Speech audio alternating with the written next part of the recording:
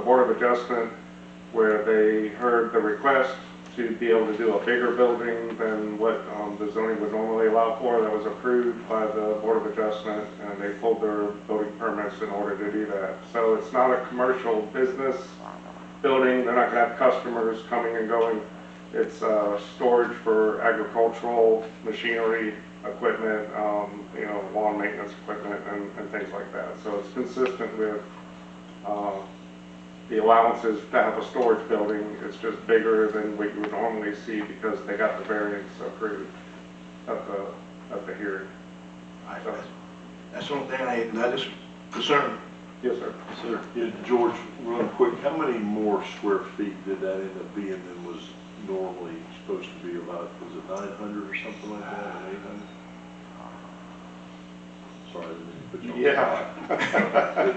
I think it was about double the size of what would normally be allowed. So, I mean, if it would have been allowed 5,000, it's a 10,000 square foot. It's something along those lines. I think it's 70 by 100, Christians, that sounds about right. So it's 7,000.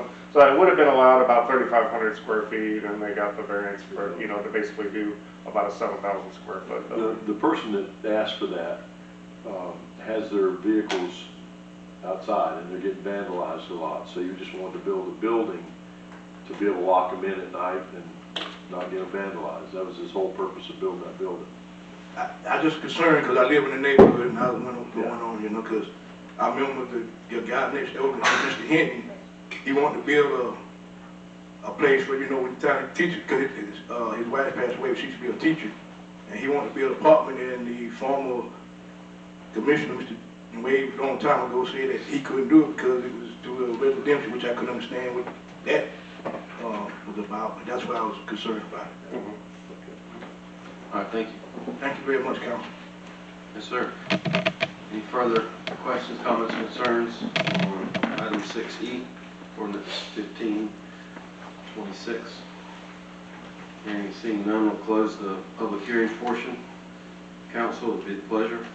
Offer motion for ordinance 1526. Second. I have a motion and a second. Any questions, comments, or concerns concerning this item? Hearing and seeing none, all in favor? Aye. Aye. Opposed, like sign.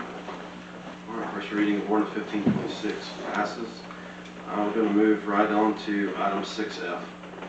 Ordinance number 1527, an ordinance of the City of Live Oak, Florida, amending the zoning district to 5.055 acres more or less of land on the official zoning atlas of the City of Live Oak Land Development Regulations pursuant to an application LUR 24-08 by the property owners and/or their authorized representative under the amendment procedures established in Article 3 of the Land Development Regulations, providing for a change in the assigned zoning district from residential single-family manufactured home 1, RSF MH1, to industrial 1 on certain lands within the corporate limits of the City of Live Oak, Florida, providing for severability, repealing all ordinances in conflict, authority, and an effective date.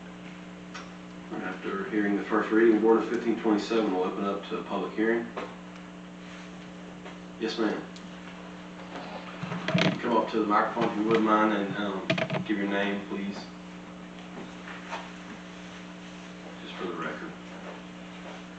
Marion Gross, 322 Houston Avenue, Live Oak, Florida. I haven't been to meetings in a while because I've been kind of sick and stuff, and my mom passed. But is then this zoning got anything to do with walking at night or walk the street, period? No, ma'am. You would be in the street for a bid and from behind the conference limits are. Any further questions, comments? All right, this time we'll close the public hearing portion. What will be the pleasure of the council? I make a motion that we accept the ordinance, first reading of 1527. I'll second. We have a motion and a second. Any comments, questions, or concerns? Seeing and hearing none, all in favor? Aye. Opposed, like sign. First reading of ordinance 1527 passes. I would be remiss if I didn't send accolades to Mr. Curtis's way and his department. Just, it's so far above my head, I have to Google what all this stuff even means half the time, but he's very thorough always, and when we have a question, he's very, very approachable and gives you a plethora of information, even though sometimes I don't always understand it and have to do research, so I don't feel inadequate most of the time, but we appreciate you guys being super thorough. It's awesome. You guys do a great job. Thank you. All right, the last item on the agenda tonight will be item 6G. A notice of a seat vacancy for planning and zoning board. George Curtis, Development Manager. This is just an announcement to the public, to the council, that we do have a vacancy on our Planning and Zoning Board. This has been advertised in the newspaper and will continue to be with applications accepted through Tuesday, November 26th for any qualified applicants, and then we'll bring that back to the council during the December regular council meeting for consideration to appoint somebody to fill the vacancy. Hey, could you just briefly describe some of the main qualifications that are required? Well, you have to live in the city limits and express an interest in the types of decisions that the planning board makes regarding development, regarding zoning matters. They make recommendations to the city council on certain matters, and then on certain matters they're the final say for special exception uses and variances and historic preservation actions. And whenever we change language in the law with code changes, they review that, and there's an attorney that serves on that board that also reviews all that, and so they work together, and it's a voluntary position. There's no payment except, you know, for doing a good service to your community. And so if somebody has a background in real estate and development and building and architecture and engineering, and or if you just care about what happens in your community and you kind of have a vested interest in seeing things go in a good way, it's a good opportunity to serve. It's also a good segue for somebody that maybe wants to serve on the council in the future, and they can kind of get Do they need some to come first-hand experience. to your office to Yes. get an application? Yep. Is there nothing available online, or it's in person? We can email it, the clerk can They just need to provide contact you it. guys. Yeah. All right. Thank you. I'm sorry, go ahead. Who's vacating their position? Miss Shanna Hatfield, that had been on there for several years. Her term came up in August for renewal, and she indicated that she wanted to defer and let somebody else take the place, and she has some personal reasons to do that. All right, thank you, Mr. Curtis.